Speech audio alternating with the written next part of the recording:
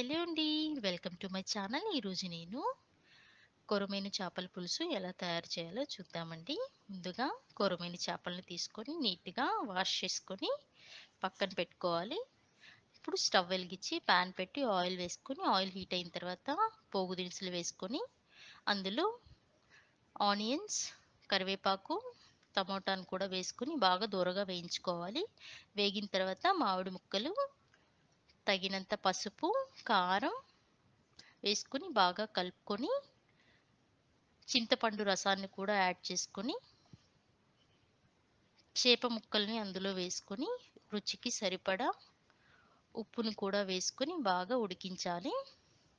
ఉడికిన తర్వాత ఫైనల్‌గా మెంతులు, ఆవాలు, జీలకర్ర పొడిని కూడా వేసుకొని మరి కొన్ని నిమిషాలు ఉడికిస్తే ఎంతో టేస్టీగా ఉండే కొరమీను చేపల పులుసు రెడీ.